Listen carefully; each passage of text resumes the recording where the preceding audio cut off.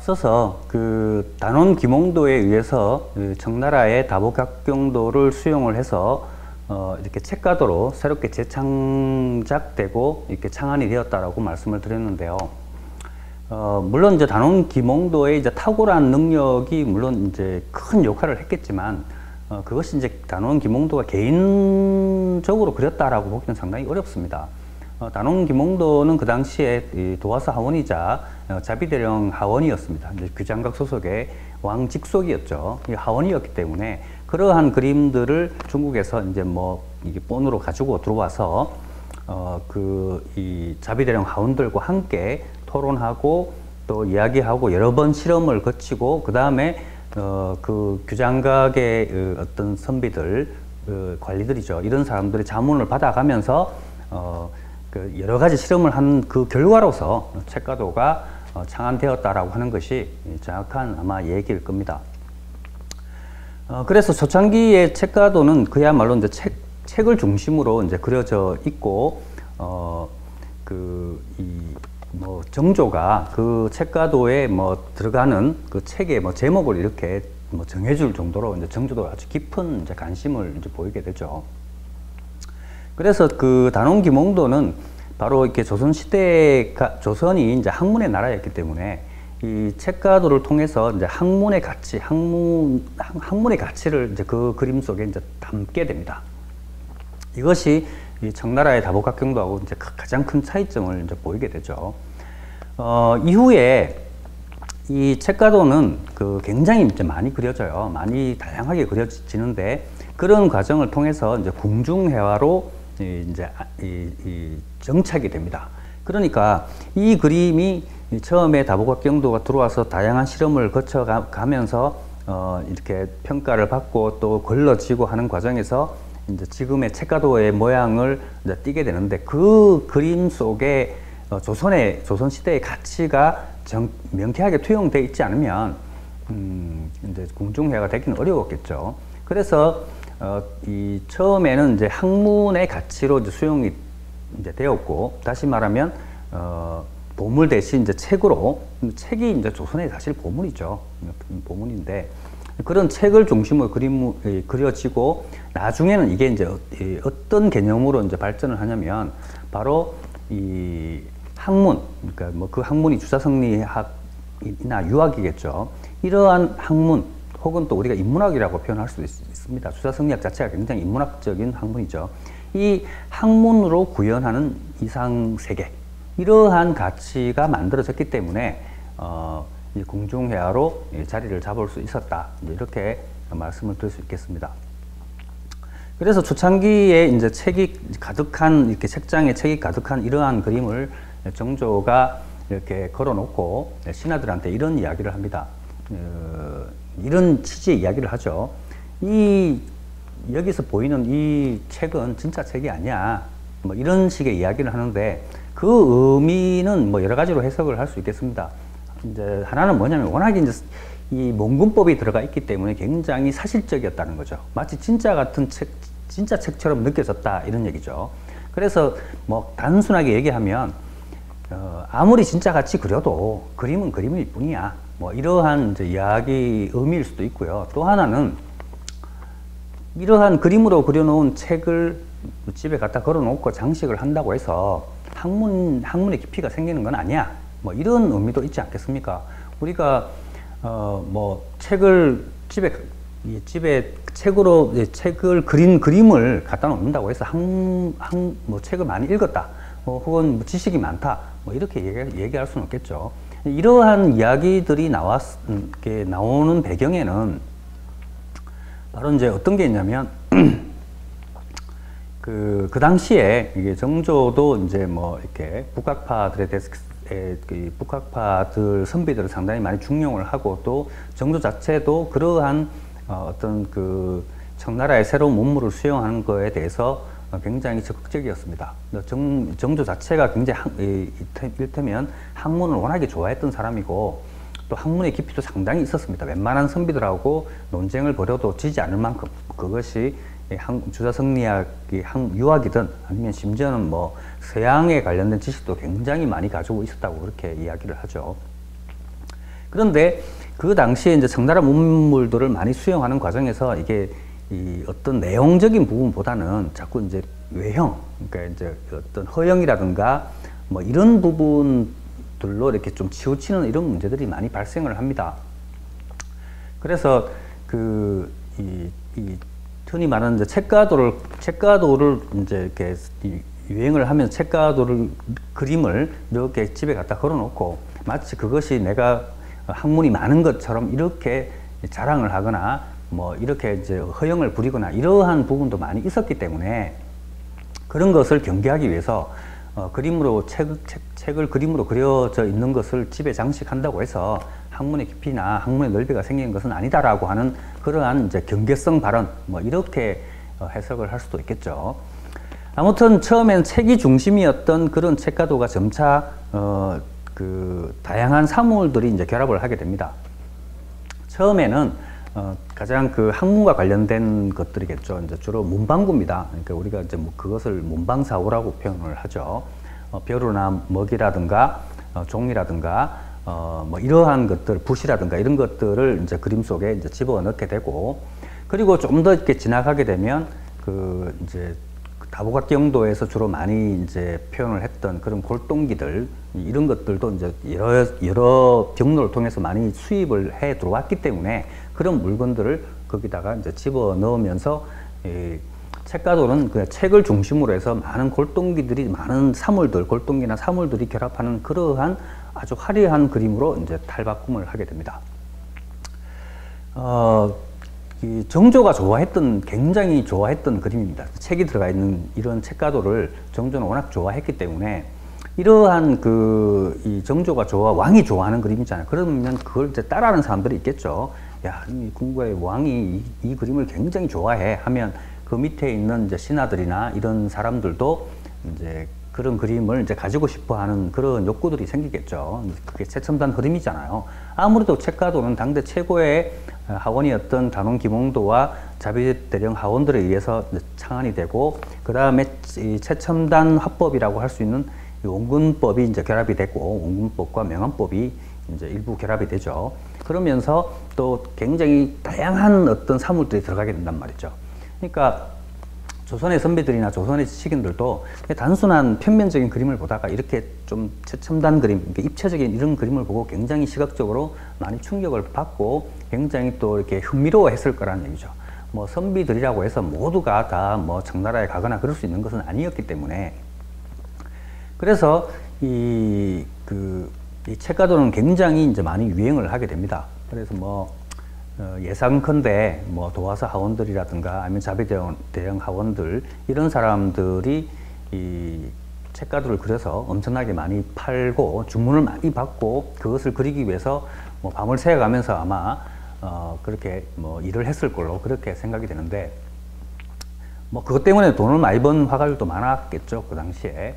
근데 이제 문제는 이 책가도가 아무나 그릴 수 있는 그림이 아니라는 얘기죠. 굉장히 어려운 화법이 일단 서양 화법이 들어가게 되고, 원근투시법이라는 화법이 들어가게 되고, 그 다음에 명암법이 일부 들어가게 됩니다. 그림자가 들어가지는 않는데 어쨌든 이제 입체감을 내기 위해서 이렇게 입체감을 내서 명암을 사용하게 되면 사물이 훨씬 더 이제 실제감이 나게 되죠. 이러한 고급스러운 기술을 사용을 해야 되고, 그 다음에 아주 고급스러운 비단에다가 또 그 진체, 다시 말해 색깔을 여러 번 그 원색을 입혀가면서 이제 이렇게 하게 되면 가격도 엄청나게 비싸고요. 또 기술적으로 굉장히 어렵고 새로운 화법도 알고 있어야 되고, 뭐 이렇게 많은 그 어떤 전문적인 능력이 필요한 이러한 그림이었기 때문에 뭐 아무나 그릴 수 있는 그림은 아니었죠. 그럴수록 더 이 그림은 점점 더 뭐 고급스러워지고 더 이제 얻기가 어려운 아주 희귀한 뭐 이러한 그림이었을 걸로 추정을 합니다.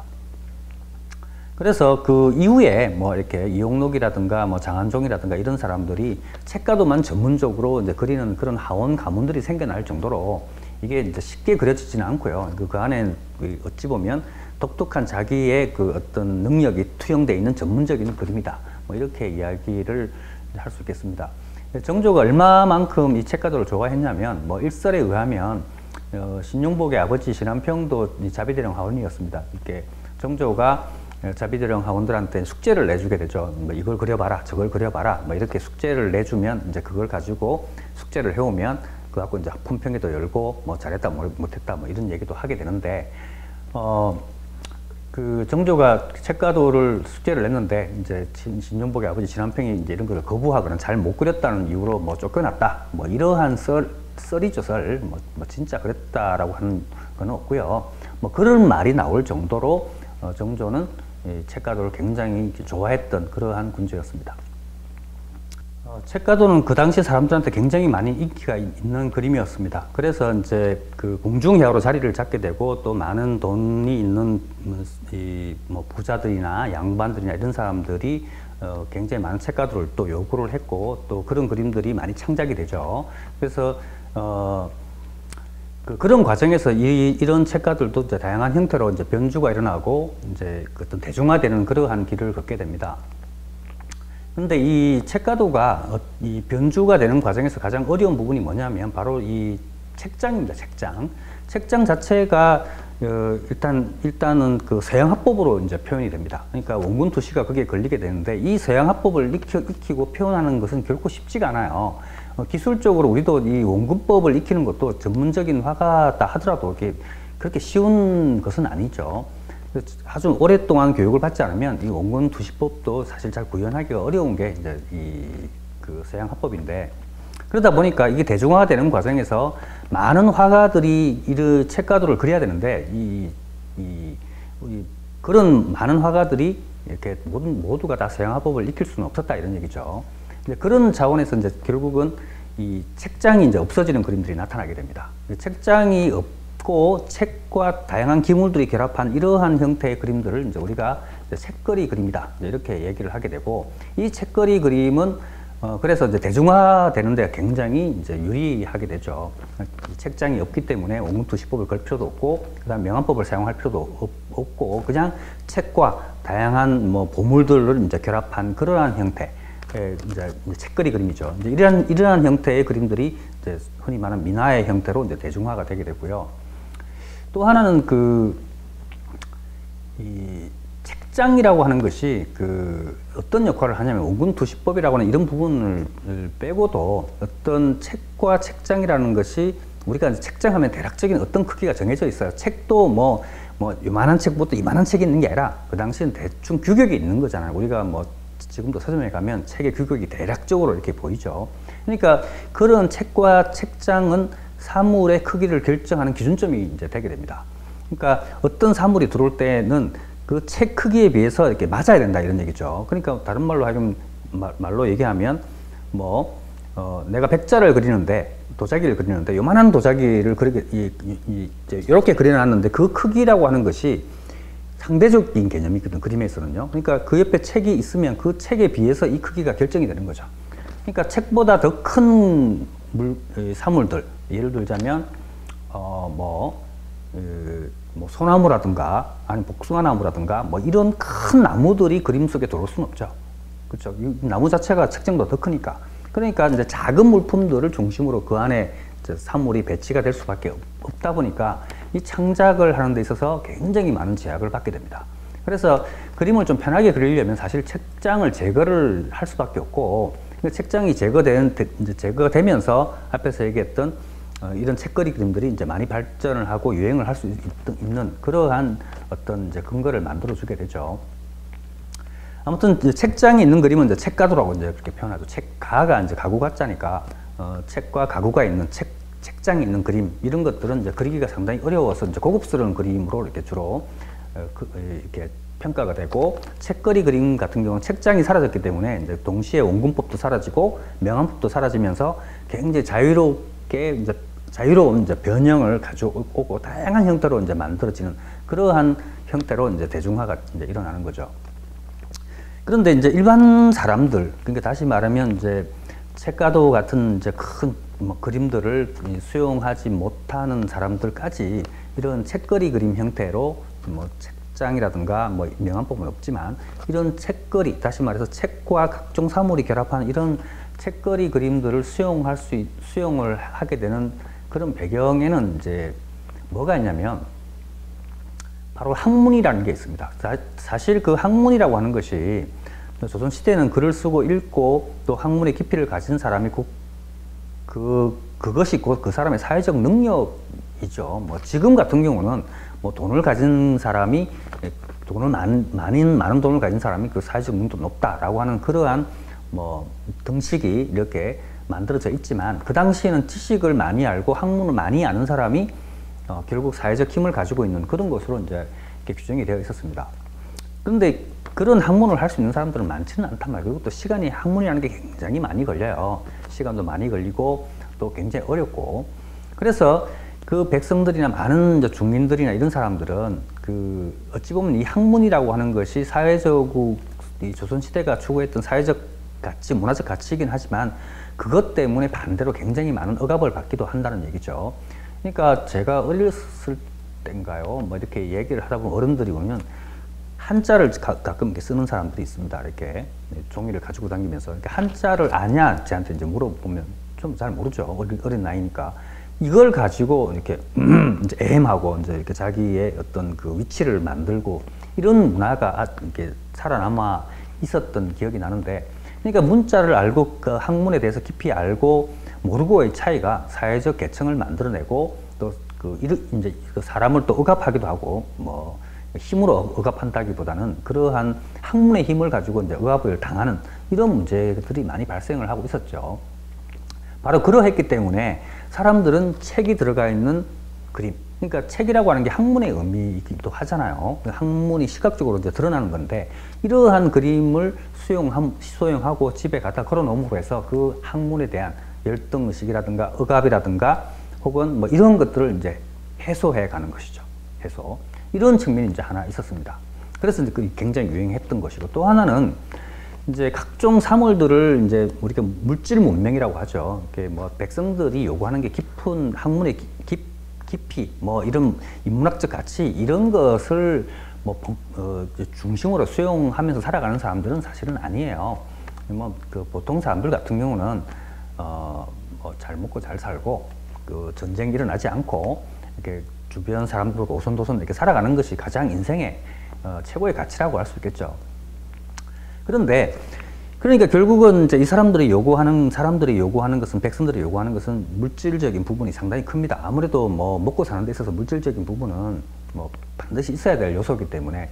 그런데 물질적인 요소를 수용하는 데 있어서 항상 걸리는 문제가 있어요. 그러니까 그 뭐 호락 논쟁을 통해서 뭐 물질 문명에 대한 수용을 어느 정도 한다고 했지만 여전히 이제 지방의 선비들은 그런 걸 잘 수용을 하지 않습니다. 역시 사람의 본성, 인간성, 학문적 가치가 더 중요해. 뭐 허례, 허식 이런 거, 그 다음에 물질 문명은 조심해야 돼라고 하는 이러한 의식들이 확고하게 자리 잡히고 있었죠. 그런 생각을 가지고 있었죠. 그래서 이 물질 문명, 다시 말해서 뭐 돈을 벌거나 또 물건을 집에 사들이고 막 이렇게 자랑을 하고 이렇게 허영을 부리고 이런 것에 대해서 끊임없이 이제 견제를 당한다는 얘기죠. 그러니까 뭔가 좀 해보려면 뭐 쌍놈, 뭐 돈만 있으면 돼. 돈 가지고 안 되는 게 너무 많아. 그 사람의 뭐 인격적인 수양이 필요하고 뭐가 필요하지, 그게 뭐가 중요해. 뭐 이런 식의 이야기들이 많이 흘러갔기 때문에 내가 이 물질 문명을 수용하되 이제 사람들은 절충을 할 수밖에 없잖아, 정서적으로. 그러니까 바로 책이라고 하는 학문이죠. 책을 그려놓고 거기에 물질 문명을 그 다양한 기물들이죠. 이렇게 뭐 도자기라든가 인간의 개인적인 욕망이 투영되어 있는 그 개인적 욕망하면, 인간적 욕망하면 뭐 장수하고 그 부귀 영화, 풍요를 누리는 이러한 뭐 출세하고 뭐 화목하고 뭐 이러한 내용들이 담겨 있는 이러한 사물들을 책과 같이 이렇게 결합을 시켜 놓는 거죠. 이렇게 되면 그런 물질 문명이라든가 이런 것들이 이제 책을 통해 가지고 이제 뭐라고 해야 되나, 이 일종의 이제 보증을 받는 형태가 되겠죠, 그죠? 하나의 나는 학문을 바탕으로 해서 이런 걸 수용하는 거야. 이렇게 이제 정서적으로 만들어진다는 얘기죠.